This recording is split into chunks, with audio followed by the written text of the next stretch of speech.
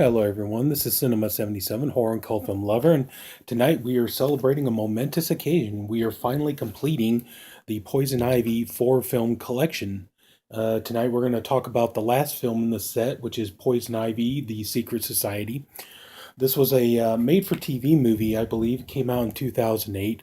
The movie stars Shawna Waldron, who you might remember from the movie Little Giants. She played in that movie with Rick Moranis and Ed O'Neill, and Miriam McDonald, who I believe is on the TV show Degrassi Junior High.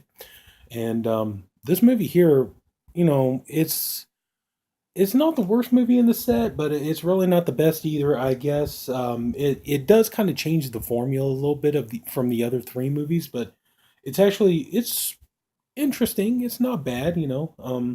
So the way the movie starts off, we have like I said, we have our main character, and to follow the pattern of the other movies, our main female character is named after a flower, and in this case, it's Daisy. And just real quick, yes, and Miriam McDonald plays Daisy. I'm sorry, I forgot her name for just a second, even though I just said it. But yeah, so we have Miriam McDonald. She plays Daisy, who's right here, and the movie begins. She's laying in the back of a pickup truck with her boyfriend Will, and it turns out Will is kind of a country boy, and the character Daisy here, she's getting ready to go off to college, and she wants to go on to big and better things and all this other kind of stuff. And he wants to make love with her, and she decides no, she doesn't want to make love. And and she's telling him that basically, like, he's saying that he bought all this land, and that he wanted to build a house, and the two of them, build a life together and get married and everything else. And she's basically telling him kind of like, well, what you have isn't good enough for me. I want to move on to bigger and better things. And she's all like, yeah, sorry, it's like I lost my parents. I'm moving forward, and it's like right now I have no place for you in my life and everything else. So she goes to college, and it's like immediately as soon as she gets her, she's all kind of, oh, she's just so happy to be there and everything. And immediately she meets this guy named Blake, which, the guy may as well just have a tattoo across his forehead, douchebag. And so he gets out of the car. She drops her luggage, and she spills some luggage out, and so he's helping her pick it up, and he's taking her to her dorm room and helping her out and everything else. Well, meanwhile, she's being eyed by these girls that are called the Ivies. Get it? Poison Ivy, the Ivies. And the lead girl in the Ivies is her name is Azalea, and she is played by Shauna Waldron. Right here, this is a shot of her from in the movie, and she plays Azalea. And basically, we're kind of getting into like Mean Girls territory, but with nudity. And it turns out that they're kind of eyeing this girl, and at first, they're this group of girls, they're very snobby and very stuck up, and they don't think much of her and everything else. And so this guy Blake, he's going after Daisy, and he's like hitting on her hard. He even goes out and buys her brand new luggage and everything else. And the funny thing is, I was like, I think most guys, when you're watching this, if you're a guy and you're watching this, you see the scene where the girl steps outside of her door, and there's a brand new set of luggage, and everything else. And he gives, it's like, I think most guys would be like, dude, if I did something like that, she'd be calling the cops on my ass. She'd be getting a restraining order on me right away. So anyway, but she thinks it's charming and everything else, even though everybody else thinks it's kind of a little strange. So Daisy, she goes to her class, and he's Blake goes in, and he's hitting on her. He's like, yeah, I'm going to take you to dinner. You better be ready, 8 o'clock and all that. Like I said, if I had done this, if I had been that forward with a woman, she'd be calling the cops on my ass. It's just, I mean, I get it's a movie, so it's not going to have the same effect as it would, in real life. But I get that. But just, and so anyway, it turns out that Blake's dad is actually the professor of her class, and he's mentioning that there's that there's an internship and everything that could, if somebody gets this internship, it would lead on to bigger and better things and all this other kind of stuff. And Daisy really wants this internship, but it turns out our our main baddie here, Azalea, she wants this internship as well. And so even though Blaine is or Blake has made a date with Daisy, he goes home and he's kicking back and all this stuff. And we realize that the mother is actually played by Catherine Hicks, who we all remember as Karen Barkley from Child's Play. And so he goes home, he's kicking back. Well, our little friend here, Azalea, she comes in, and this is a scene from her in the movie. And she comes in and she seduces Blake, and they have sex, and she tells him, like, I need to get my grades up, and if I sleep with you, you need to get the password to your dad's computer so you can alter my grades and everything else. And so there's a sex scene and everything. There is some nudity in here, so in case if anybody's wondering, is there any nudity in this movie? Yes, there is. Made for TV movie, but I think when they put it on video, they added more to it. So, but yeah, they get done and they get done having sex and everything else. Well, so anyway, so Blake he goes out with Daisy, and it's like doesn't take much for him to seduce Daisy. I mean, they're pretty much in the sack right away, and come to find out that they're being videotaped and everything else. And so the next day, Daisy, she's realizing she's having problems with her tuition and her scholarship and everything else, and she's wondering like how is she gonna, what's gonna happen if her scholarship doesn't go through? She's gonna be screwed and all this other kind of stuff. And then magically, well, she gets called by Azalea here to go and see her, and her and these two other girls, they're basically going through kind of like a sorority sisters ritual kind of a thing where they're being inducted into the Ivies and stuff, and they get tattoos, basically tramp stamps. They get tramp stamps saying that and they're taking vows and all this other kind of stuff, saying that they're gonna uphold the rules of the Ivies and stuff like that, and nobody's gonna get in their way, so on and so on, and everything else. And so she becomes an Ivy, and then immediately her grade, her tuition sorts itself out, and she's in the school and all this stuff. And so anyway, then Azalea she goes to Blake and everything, and she gets the code from him, and she promises him that if everything works, that her and her girlfriend are going to have a three way with him. And so they go and they try the code out, and it turns out it doesn't work. And so to get back at him, they post the video that they took of him and Daisy having sex, and they post it all over the internet. And Daisy finds out, and she's pissed, and so they're doing kind of like a Mean Girls kind of thing where they're taking Daisy out and they're getting her new clothes and trying to show her how to accessorize and all this other kind of stuff.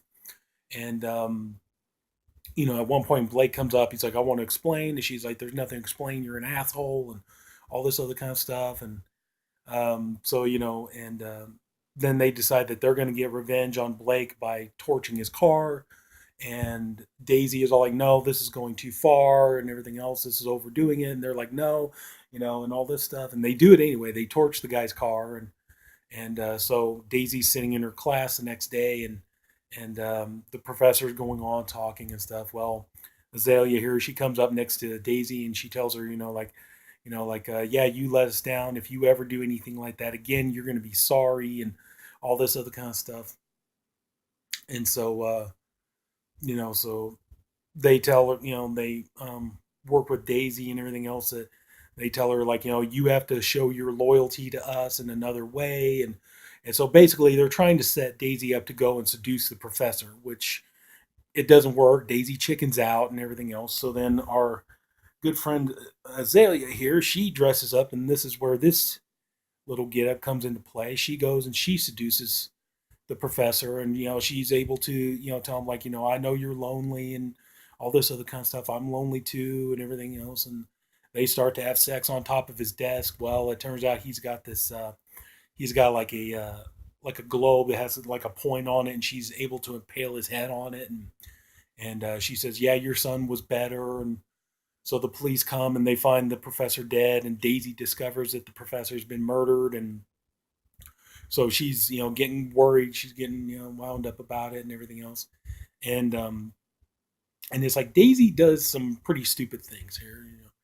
and the cop goes and talks to her, and she's just being mean about it and all this stuff. And ultimately, Daisy, Blake comes along, and he's crying and he's talking to her, and basically he reveals that she was kind of set up from the minute she got to the campus, and that she's been used by everybody. He used her, his mom used her, dad used her, and all this other kind of everybody's used her. And so basically, Daisy, who kind of like in the beginning was all like, the simple life ain't for me. She gets out, kind of like she realized she goes out in the real world, she's getting her ass kicked. It's kind of like what every young person learns. When you've been sheltered all your life and you haven't really dealt with real life kicking you in the balls, that kind of thing. She's learning this, and so she decides, okay, well, I'm going to make things right and everything else. And Blake is trying to explain to her, you can't reason with them. They've been around too long. You'll never get away with this and everything. And she's like, oh yeah, watch me and everything else. And so she goes and she talks to Azalea here, and Azalea pretty much confesses to what that she killed. She's been the one committing the murders and all this other kind of stuff, making them look like accidents and things like that. And what Daisy does is intensely kind of stupid, though, because we find out that Daisy was tape recording basically Azalea giving a confession. And so instead of just, not saying go to the cops, say, hey, look, I got information. They lied about all this and so on and so on. And she just turns around as soon as she's done. She turns around, she holds up the tape recorder and flat out tells Azalea that, she had been videotaping, or she taped the conversation. And so they get into this life and death struggle and everything else. And, Azalea is like throwing swords at her, shit like that. And, they're fighting and all this kind of stuff. Well, this girlfriend of Azalea's, it turns out, just how lucky it is that, the cop is outside talking to Catherine Hicks and everything. And this girl goes, tells him, hey, Azalea's gone nuts. You need to come help and all this kind of stuff. So they go and they wrestle, and Azalea and Daisy, they wrestle and they fall into the pool, and Azalea tries to drown Daisy, and just when she thinks that she does, Daisy pops up, and like Azalea's about ready to get out of the pool. You got the handrail, with the steps, to get out of the pool and stuff. She's about ready to get out of there, and Daisy pops up, grabs her head, and slams her head into the handlebar, and she passes out. So they pull her out of the water, and they're doing CPR on her and stuff like that. And they realize that that Azalea is still alive, and she's going to go to jail, for everything she's done and all this stuff. And Daisy, she looks to Catherine Hicks, and she holds up the tape recorder and plays a little bit of it, and it's all like, I got you, bitch, basically saying. And as a matter of fact, too, I forgot to mention that at one point, Azalea even threatened Daisy by telling her that they set it up to where her boyfriend from back home, Will, he could lose his land. If she didn't play by their rules, he could lose his land. They could set it up to where he'll be screwed just as much as she is, and all this. And so the movie ends with Will. He's pulling wood out of the back of his pickup truck and everything else, and you know looks like he's getting ready to start building a house or something. I don't know. He's going to build something. And she comes up on a bike, and she looks gorgeous. She got a little top on and summer shorts and stuff like that. And he has a sign saying Daisy Ranch, because he named it after her. And she kind of jokes around with him, saying, that's not a very tough name and everything else. And he's all like, are you home or what's going on? And she's like, well, I'm here now. And basically is setting up that that they're going to get together. It's like she may still go to school and stuff like that, but she's going to basically stick with him. And which I'm kind of glad that the movie ended that way, because I think if she had given up on Will and she had just forgiven Blake, and the two of them teamed up, I think that would have bothered me, because Blake is such a douche.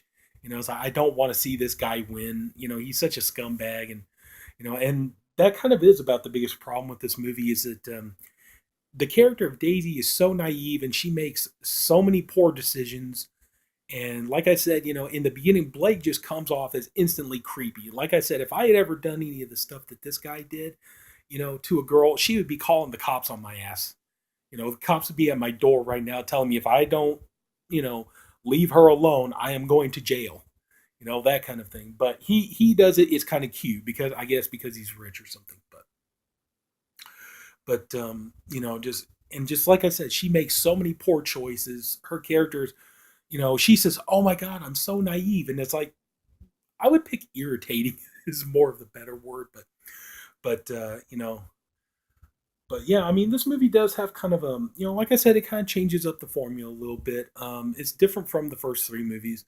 You definitely get the feeling of, you definitely get the feeling of like Mean Girls in there, and maybe even a little hint of Heather's in there. But overall, it's not a bad movie. It's just it's not a great movie. You know, it's watchable. It's just but it kind of feels like you've seen these kind of movies before. It doesn't really feel like anything new. I've seen other erotic thrillers and suspense thrillers and stuff like that feel like they've had that same kind of plot, same kind of storyline to it. But like I said, overall, it's not a bad film.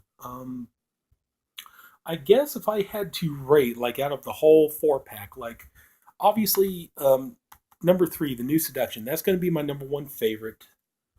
Maybe go ahead and put this one as number two.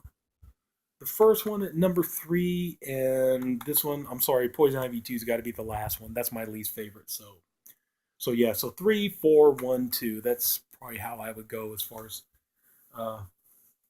as like my interpretation of how I would go. But yeah, I mean, Poison Ivy and the New Society, not the worst one in the set, but not the best either. Like I said, it's worth watching. The women are beautiful. They're sexy. They look good and everything else. I mean, the movie definitely does have a made-for-TV feel, but like I said, overall, it's not a bad movie. It has some interesting ideas to it, but like I said, just doesn't particularly feel like anything totally original. But so anyway, that's gonna do it. Yeah, we finally that's it, folks. We've all gone through it together. We wrapped up the entire Poison Ivy collection from Scream Factory. We reviewed all four movies, and now we're finally done with this set. So, and that's gonna do it. Okay, so if anybody took the time to watch this video, I thank you for doing it, and I appreciate you for doing it. I hope you enjoyed the video. I hope you like what I've done. And this is Sinema77. And if you do like, I hope that you like and subscribe to my channel. And, yeah, if you like erotic horror thrillers and things like that, then, yeah, please come back. We got plenty more to talk about. And I have plenty of other movies that I can get to and everything else, both horror and erotic and cult films and everything else. So please come back and have a good day. I'll see you later. Bye bye.